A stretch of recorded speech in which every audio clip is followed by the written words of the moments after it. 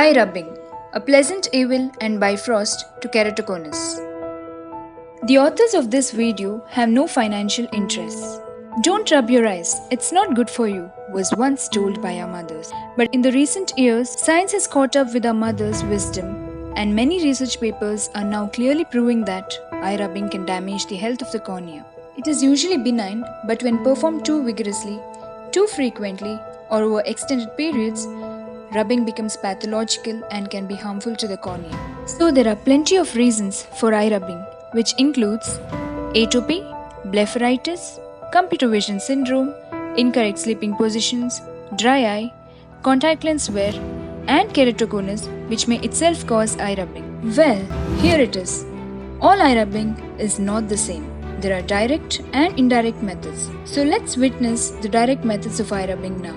Eye rubbing performed by purely allergic patients is fairly straightforward. When asked about eye rubbing, they are highly aware of the behavior, and a typical response might be, "When my eyes itch, I rub them. If they didn't, I wouldn't rub them."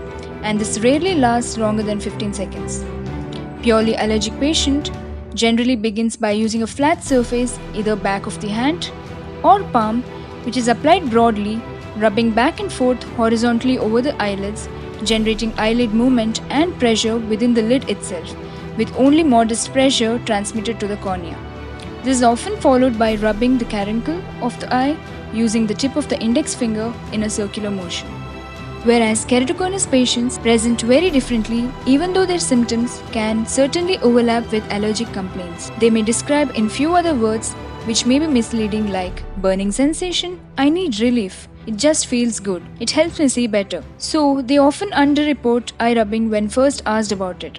These patients have profound eye rubbing, especially seen immediately after awakening or after removal of their contact lenses. Keratoconus patients have a typical eye rubbing characteristic. Usually begins with a pointed surface like knuckle in a circular motion, confined over the cornea, often with pronounced pressure transmitted posteriorly. The intensity and duration are much greater in keratoconus patients due to its repetitive nature.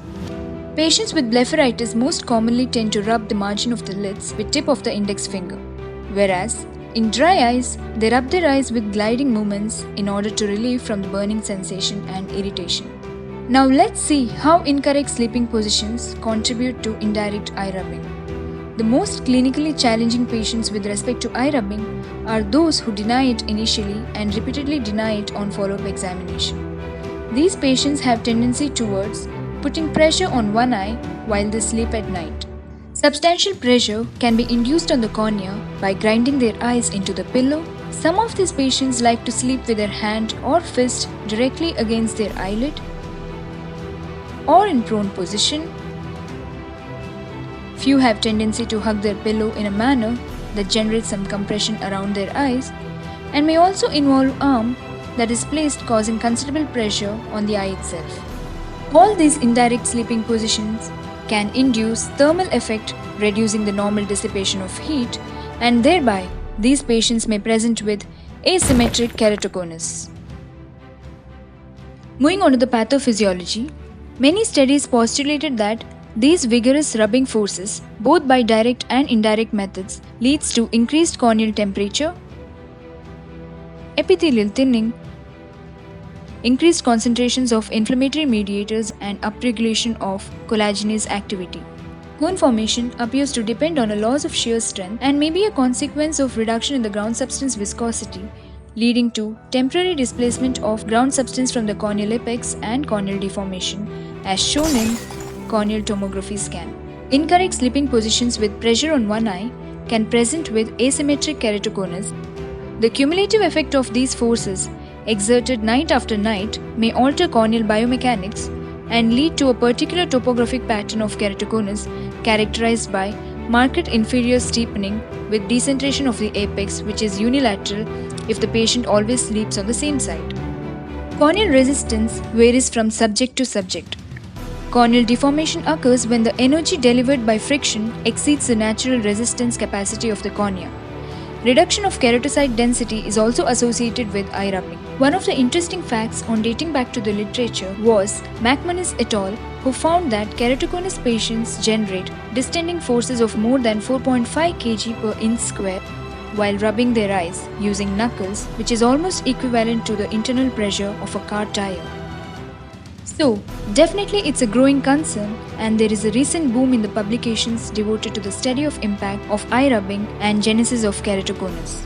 Damien Gatineau in 2018 proposed the no rub, no cone keratoconus conjecture, and this article put forth that keratoconus is a direct consequence of mechanical trauma to the cornea by chronic and incessant eye rubbing, resulting in the progressive deformation and thinning of the corneal wall. This was a case-control study published in 2020 which suggested that vigorous eye rubbing and incorrect sleeping positions are associated with unilateral or highly asymmetric keratoconus. Several articles were proposed regarding the pathogenesis and complications of chronic eye rubbing. Various meta-analyses and review articles in the etiology of keratoconus have also been published. How to avoid rubbing your eyes? Be aware of your sleeping position. Avoid pillow contact and pressure on the eyes. Use protective eye shields during sleep. Treat your allergies. Avoid the triggers of your allergy by limiting your exposure to allergens. Stay indoors. Use cold compresses to provide symptomatic relief and maintain good hygiene. Treat dry eye and surface inflammation like blepharitis with warm compresses, lid hygiene and lubricants. Reduce digital eye strain, which is a public health problem of our generation. Follow 20-20-20 rule. Adjust screen color and brightness to a comfortable level and limit your screen time as much as possible. But that's not all. Here we'll witness about what happens to the globe when it is rubbed. We acquired dynamic MRI on a healthy volunteer who was asked to rub her eyes. These videos are self-explanatory that chronic eye rubbing leads to substantial pressure on the cornea leading to deformation. Apart from this, the pressure exerted by eye rubbing causing movement of the globe posteriorly into the eye socket is truly remarkable. It's self-evident from this MRI clip which reveals how much the cornea, the eyeball as a whole and the surrounding orbital structures are mistreated by a simple gesture of rubbing the eyes. Hence, we need to stress about the possibility of halting the progression of the disease by educating patients at risk, particularly allergic and with incorrect sleeping positions, to stop rubbing their eyes, which is not easy and will require a comprehensive approach. Hence, no rub, no cone.